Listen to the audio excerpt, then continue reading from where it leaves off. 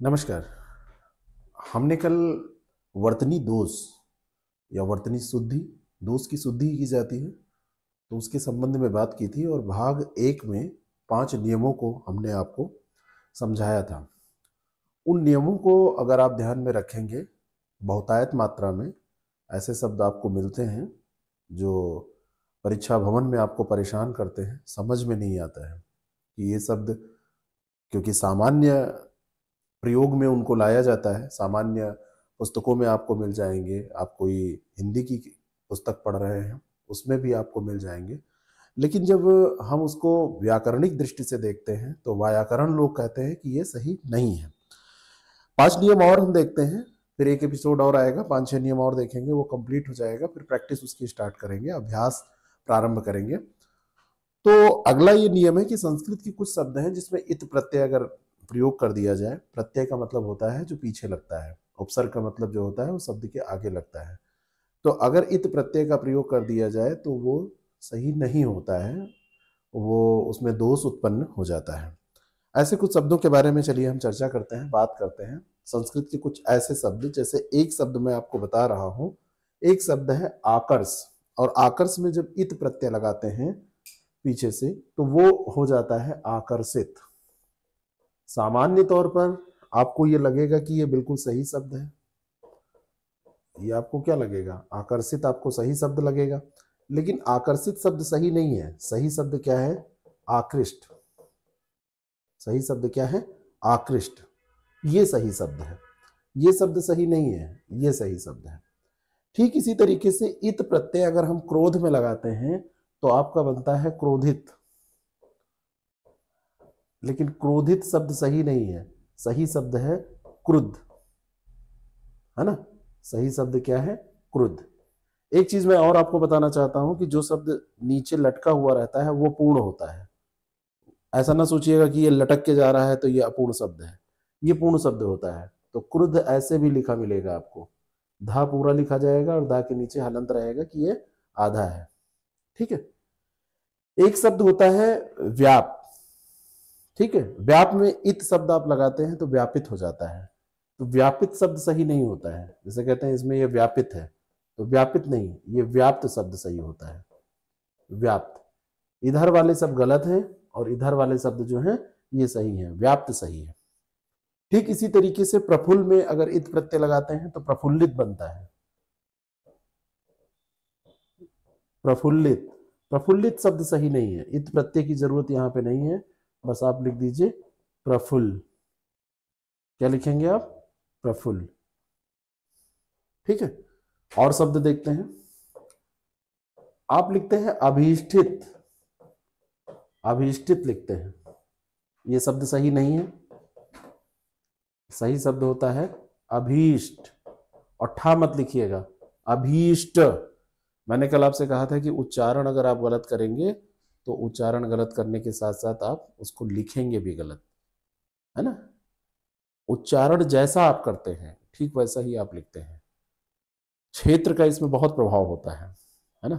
वाक्य में हम आएंगे तो आपको और बताएंगे, पहले वर्तनी सीख लीजिए क्योंकि वर्तनी से ही वाक्य बनता है। ठीक इसी तरीके से एक शब्द मैं और आपको बताता हूं। एक शब्द आप खूब देखते हैं, अनुवादित। अनुवाद में इत प्रत्यय लगा दिया जाता है, अनुवादित सही नहीं है, सही क्या है? अनुदित। अनुवादित सही ही नहीं है, इसका सही क्या है? अनुदित। ठीक है। संयम में इत प्रत्यय लगा दिया जाता है तो उसको बना दिया जाता है संयमित, और जबकि सही क्या है? संयत। सही शब्द क्या है? संयत। और संयत में भी ताकि नीचे हलंत रहेगा? नहीं, हलंत नहीं रहेगा, संयत, ये सही शब्द रहेगा, संयत। संयमित शब्द सही नहीं है, जितना भी लेफ्ट में है ना, बाएं तरफ जो लिखा हुआ है वो सही नहीं है। बात समझ में आपको आ रही है कि नहीं आ रही है? तो ये शब्द जहां पर आए तो उनको ध्यान रखना है, और ये ऐसे शब्द हैं, ऐसे किताबों में दिए गए शब्द हैं, ऐसी पुस्तकों में इनकी चर्चा की गई है जहां से प्रश्न पत्र पूछे जाते हैं। अगले नियम की तरफ चलते हैं। देवनागरी वर्तनी में है व्यंजन के स्वर रहित होने पर आगे का स्वर वाला व्यंजन हा के नीचे लिखा जाता है। जैसे ये हा के नीचे वा लगा देना, हा के नीचे रा लगा देना। अब इसमें क्या होता है, हा व्यंजन अगर स्वरहित है, स्वर रहित है, ठीक है, हा व्यंजन का स्वर रहित होना, तो हा के नीचे उनको लिखा जाता है। तो ऐसे में होता क्या है, हा छोटा होगा या बाद वाला व्यंजन छोटा होगा, इसमें कंफ्यूजन होता है। इसको मैं एक उदाहरण से आपको समझाता हूं। जैसे लिखते हैं आप चिन्ह, ऐसे लिख देते हैं चिन्ह, ये गलत है। चिन्ह में हा छोटा होता है, तो आप ऐसे लिखिए, यानी कि इसमें मिला के तो सही है, या फिर आप ऐसे लिखिए चिन्ह तो सही है। ये वाला गलत है और इधर वाला ये सही है। शायद आपको समझ में आ गई बात, ठीक है ना, बात समझ में आ गई। आप लिखते हैं आह्लाद, आह्लाद, और जबकि सही क्या होता है, आह्लाद, आह्लाद, हा के नीचे हलंत आता है, आह्लाद सही होता है। आप लिखते हैं, क्योंकि बोलते गलत हैं, ये भी ध्यान रखिएगा, बोलने वाली चीजें हर जगह कॉमन है। आप लिखते हैं मध्याह्न, ऐसे लिखते हैं, और जबकि सही क्या होता है, मध्याह्न, ना पूर्ण होगा। और ये सब शब्द आप गलत करके चले आते हैं, दाहिनी तरफ जो लिखे हुए शब्द हैं ये सही है ना। अगर लिख दिया जाए प्रहलाद, सामान्यतः जिनका नाम होता है तो लोग उनको ऐसे पुकारते हैं प्रहलाद, प्रहलाद सही नहीं है, प्रहलाद, प्रहलाद।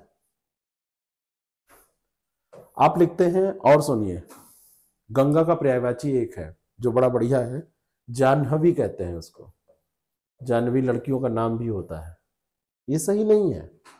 आपको क्या करना है, हा के नीचे हलंत लगेगा, तो ये होगा जाह्नवी। ये तो देवनागरी वर्तनी में, मतलब जो देवनागरी वर्तनी है उसमें हा व्यंजन के स्वर, इसमें है हटा दीजिए, हा व्यंजन का स्वर, ये है गलत लिख गया था, हा व्यंजन का स्वर रहित होने पर आगे आने वाला स्वर व्यंजन हा के नीचे लिखा जाता है।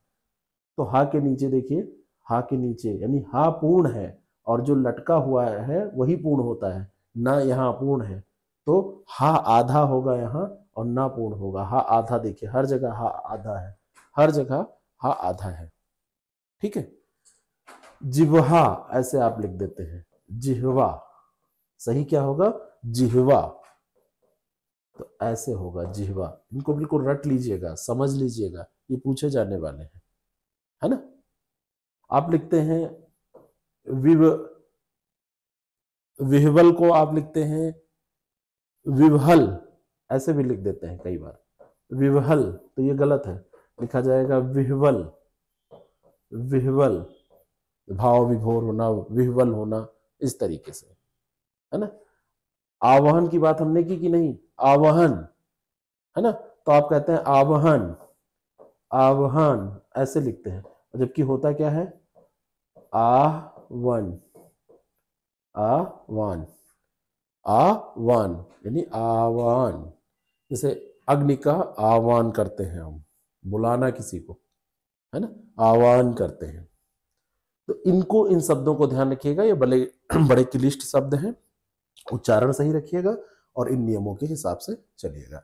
संस्कृत के जिन शब्दों के अंत में आ, ई, या, ए, आयन, है ना, ए, आयन, आयन और इक प्रत्यय लगते हैं, उनके प्रारंभिक स्वर में इस प्रकार परिवर्तन होते हैं। आ बड़ा बन जाता है, छोटी बड़ी बन जाती है, ए आए बन जाता है, ऊ बन जाता है, यानी कि छोटा ऊ बड़ा ऊ, इसीलिए मैं छोटा बड़ा बोल रहा हूं, ओ आओ बन जाता है। बात समझ में आई, ऐसे बन जाता है।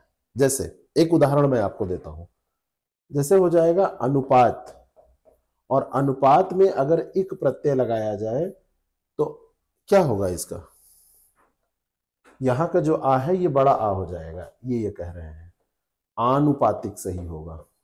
सही क्या होगा, आनुपातिक। और अगर आपने इसको अनुपातिक लिख दिया तो गलत हो जाएगा। एक उदाहरण और मैं आपको देता हूं, ज्यादा समझ में आएगा। अध्यात्म ऐसे लिखा जाता है, लेकिन इसमें जब इक प्रत्यय लगा दिया जाता है तो लोग गलत करते हैं। आध्यात्मिक, आध्यात्मिक, आध्यात्मिक, ये हो जाता है। ये आ बड़ा आ में परिवर्तित हो जाएगा, बताया मैंने ना, आ बड़ा आ में परिवर्तित हो जाएगा। ठीक है, चाहे वो ई प्रत्यय लगे चाहे इक प्रत्यय लगे। जैसे इतिहास में इक प्रत्यय लगता है, इतिहास, और इतिहास में इक प्रत्यय लग गया। तो इतिहास में जब इक प्रत्यय लगता है तो ये एक ई जो है ऐ में परिवर्तित होगा। ये ई जो है तो ऐसे हो जाएगा, ऐतिहासिक नहीं होगा, ऐतिहासिक हो जाएगा। क्या हो जाएगा, ऐतिहासिक। बात समझ में आ रही है? जहां समझ में ना आएगा आप कमेंट कर दीजिएगा, बता दीजिएगा। नेक्स्ट क्लास में, अगली क्लास में हम आपके सारे संशय को दूर करने का प्रयत्न करेंगे। ठीक है, इसी तरीके से और चलते हैं। एक शब्द है मूल। मूल में जब इक प्रत्यय लगता है तो क्या होगा, मूलिक नहीं, ये हो जाता है मौलिक। क्या हो जाता है, मौलिक। तो ये मां मौ में है ना, ये देखिए परिवर्तन हो जाता है। इसी तरीके से ऐसे परिवर्तन हो जाते हैं, तो इनको अभ्यास करेंगे तभी आपको ये आएंगे। दो चार रट लेने से काम नहीं चलेगा, है ना। ऐसे एक शब्द देखिए कुंती, और कुंती में प्रत्यय लगाया गया ए, ये ए प्रत्यय है। और शब्द कभी कुंतेय सुना है? नहीं, शब्द होता है कौन्तेय। कौन्तेय शब्द होता है कि नहीं होता है, कौन्तेय शब्द होता है। इसी तरीके से एक शब्द है वात्स्य धन आयन। वात्स्य या है ये आयन, आयन इसमें जोड़ दिया गया है ना। अब क्या लिखेंगे, अब यहां पर क्योंकि पहले से ही बड़ा है, ठीक है, अगर वत्स्य होता तब तो ठीक है, वात्स्य पहले ही दिया है तो इसको क्या करेंगे, वात्स्यायन, बस। यहां पे कोई दिक्कत नहीं। अगर ये वत्स्य दिया होता तो बड़ा हो जाता, वात्स्य ही दिया है तो वात्स्यायन हो जाएगा। सुंदर में अगर हम या प्रत्यय लगा दें, या, तो आप क्या लिखेंगे, सुंदर्य नहीं, ये जो उ है ये औ में चला जाएगा और इधर हो जाएगा सौंदर्य।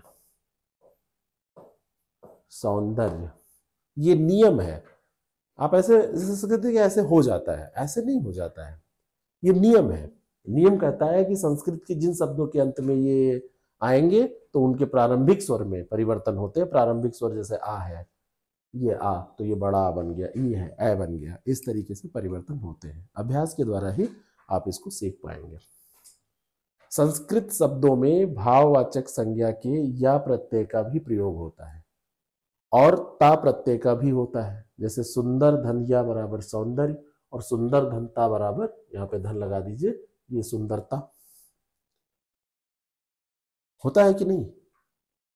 लेकिन सौंदर्यता जब शब्द अगर आप बना देंगे तो वो नहीं बनेगा, क्योंकि सौंदर्यता लगाएंगे तो दो दो प्रत्यय इसमें जुड़ जाएंगे, और दो प्रत्यय एक साथ प्रयोग करके जब आप शब्द बनाएंगे तो वो गलत हो जाएगा। सौंदर्य के ता प्रत्यय लगाकर फिर सौंदर्यता शब्द नहीं बना सकते। सुंदर में आप या फिर या लगाइए, तो सुंदर में अगर या लगाएंगे तो अभी हमने आपको बताया था कि ये सौंदर्य हो जाता है। क्या हो जाता है, ये सौंदर्य।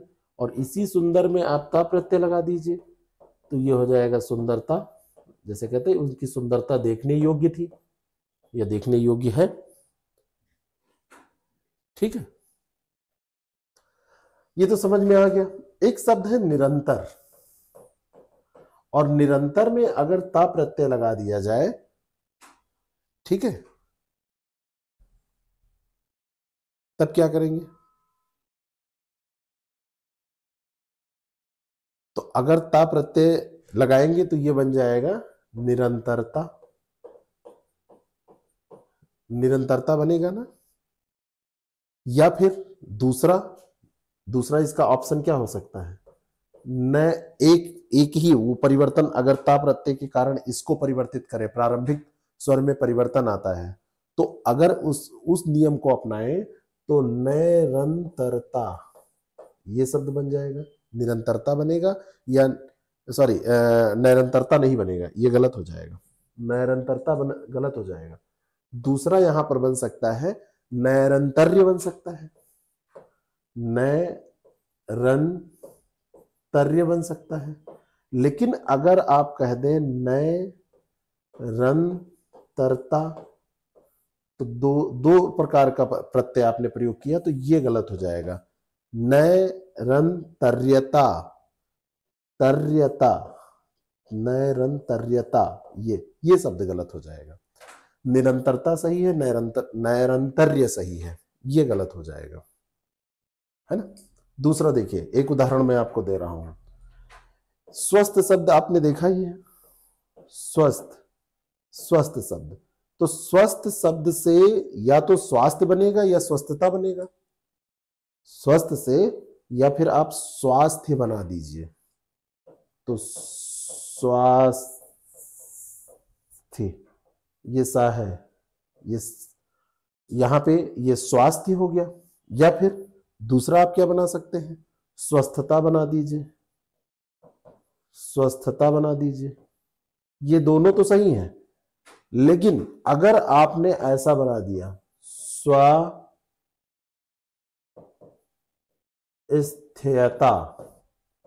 ये गलत हो जाएगा। ये शब्द गलत है, स्वस्थता नहीं, यानी कि यहां का स्वास्थ्य और फिर ता लगा दिया, तो दो दो प्रत्यय का एक साथ प्रयोग नहीं करेंगे, ये आपका गलत हो जाएगा, ये सही नहीं होगा। तो आपको इसके लिए तैयार रहना होगा, ये गलत हो जाएगा। एक प्रत्यय का प्रयोग कीजिए, दो प्रत्यय का प्रयोग आपको नहीं करना है, ये ध्यान रखना है आपको। तो ये स्वास्थ्य या स्वस्थता सही होगा, स्वास्थ्यता नहीं सही होगा, स्वास्थ्यता सही नहीं होगा, ये ध्यान रखिएगा। ये मोस्ट इंपॉर्टेंट रूल है। खूब गलतियां होती हैं, थोड़ा सा अभ्यास जब आपका अच्छे से हो जाएगा तो निश्चित तौर पर आप इसमें विजय प्राप्त कर लेंगे। बात समझ में आ गई? ठीक है। उदार, उदारता, है ना। उदारायता ऐसे शब्द नहीं बनेगा। वत्सल, वत्सलता या वात्सल्य, वत्सल से वत्सलता या वात्सल्य, है ना। वात्सल्यता नहीं बनेगा।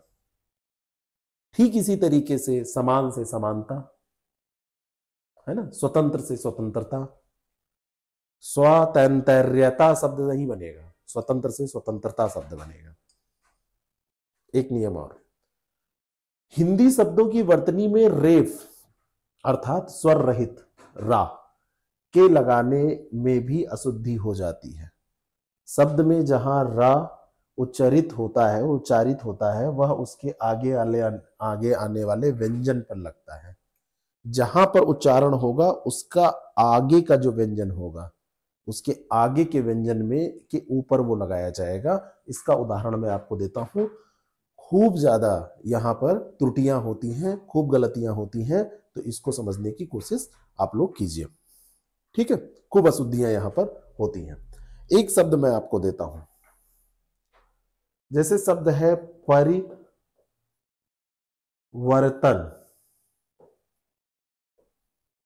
अभी हमने लिखा नहीं है पूरा, पढ़ते हैं जब इसको उच्चरित करते हैं तो कहते हैं परिवर्तन, तो लगता है कि वाह के बाद रा आ रहा है, लेकिन वाव के बाद रा आने के बावजूद भी रा कहां लगेगा? ता पे, उसके आगे आने वाले व्यंजन पर इसको लगाया जाएगा, तो परिवर्तन, आगे आने वाले व्यंजन पर, ठीक है। तो ये परिवर्तन सही है। अगर वा के ऊपर आपने लगा दिया, इस परिवर्तन को ऐसे आपने लिख दिया, ऐसे लिख दिया, तो ये गलत हो जाएगा, ये परिवर्तन गलत हो जाएगा, ये परिवर्तन आपका गलत हो जाएगा, ये परिवर्तन सही नहीं है। और एक शब्द लेते हैं जो खूब पूछा भी जाता है, आप लोग बताएंगे कि इसमें कहां पर लगेगा। लोग आशीर्वाद ऐसे लिखते हैं, आशीर्वाद, यानी कि सा के ऊपर रा लगा देते हैं। आशीर्वाद सही क्या होगा? आशीर्वाद क्या सही होगा? आशीर्वाद। आशीर सा के बाद उच्चारण हो रहा है, तो उसके बाद वाले यानी कि सा के बाद जो शब्द आ रहा है, मतलब वो शब्द नहीं कहेंगे उसको, व्यंजन जो आ रहा है, शब्द तो पूरा हुआ, व्यंजन जो आ रहा है उस व्यंजन के ऊपर रेफ लगेगा, अलग नहीं लगेगा, है ना। एक शब्द है सार्थक, तो सा के बाद बोल रहे हैं रा, सार्थक, लेकिन लगेगा कहां? था पर, सार्थक। ठीक इसी तरीके से निरर्थक भी हो जाएगा, ठीक इसी तरीके से निरर्थक भी हो जाएगा, है ना। निरर्थक, निरर, फिर रा के बाद में रा बोल रहे हैं, लेकिन था के ऊपर रेफ लगेगा, और ये रेफ था के ऊपर जब लगेगा तो बोला किसके बाद जाएगा? उसके पहले वाले व्यंजन के बाद, निरर्थक। ऐसे बोलते हैं ना, निरर्थक। तो ये जो रेफ लगा है ये किसके पहले आएगा? निरर्थक। तो ये रा के बाद रा आ रहा है, लेकिन इसके आगे वाले व्यंजन पर लगेगा। ये नियम को अगर आपने अपने संज्ञान में रखा तो बहुत सारे प्रश्नों के उत्तर आप बहुत आसानी से छांट कर दे देंगे, उसमें कोई दिक्कत नहीं होगी। बात समझ में? तो ये निरर्थक हो गया, सार्थक, निरर्थक। अच्छा, एक शब्द और लेते हैं, ऐसा नहीं कि बीच में ही आए। एक शब्द हम लेते हैं और वो शब्द है, ये निरर्थक बिल्कुल सही है, स्वार्थी। वा के बाद रहा ना, स्वरथी, तो वा के बाद रा आ रहा है, तो वा के बाद आने वाले व्यंजन पर ये रेफ लगेगा, स्वार्थी। ठीक इसी तरीके से क्या होता है? विद्यार्थी, तो कहां लगेगा? यहां लगेगा, विद्यार्थी। अब इसी के भरोसे ये सब याद रखना। आशीर्वाद खूब लोग गलत करते हैं, ये आशीर्वाद गलत है, आशीर्वाद ये वाला सही होता है। मैंने तो बहुत जगह ट्रक पे पीछे लिखा देखा माँ का आशीर्वाद, और आशीर्वाद गलत लिखा है, क्योंकि जो ये बनाने वाले लोग हैं वो उसको जानते नहीं है, तो उसको गलत कर देते हैं। उनको क्या करना है? उन्होंने वर्तनी शुद्धि की क्लास की नहीं, आरओ का पेपर कभी दिया नहीं है, या अन्य कोई परीक्षा उन्होंने दी नहीं है, तो गलत हो जाता है। लेकिन आपको ये गलतियां नहीं करनी है। तो एक एपिसोड और, नेक्स्ट एपिसोड में हम मिलेंगे, तो उसमें हम और 5-6 नियम है उनकी बात करेंगे। बस हमारा ये पूरा हो जाएगा, फिर अभ्यास पर हम ध्यान देंगे। ठीक है? कैसा आपको ये लग रहा है? अच्छा लग रहा है तो ठीक है, आप इसको निश्चित तौर पर पसंद करें, अपनी पसंदगी दिखाने के लिए लाइकियत का बटन प्रयुक्त करें। और अगर आपको ये कुछ इसमें त्रुटियां आपको लग रही हैं कि वर्तनी दोष लग रहे हैं या कुछ और संभावनाएं हैं, इसको और विशिष्ट बनाया जा सकता है, तो कृपया आप अपना बहुमूल्य समय थोड़ा सा निकाल कर हमको एक सूचना भेजें कमेंट के फॉर्म में, तो हम उसमें शुद्धि करने का प्रयास करेंगे। ठीक है? पढ़ते रहिए, लोगों की मदद करते रहिए, सहायता करते रहिए, और हमसे भी जुड़े रहिए। Thank you so much.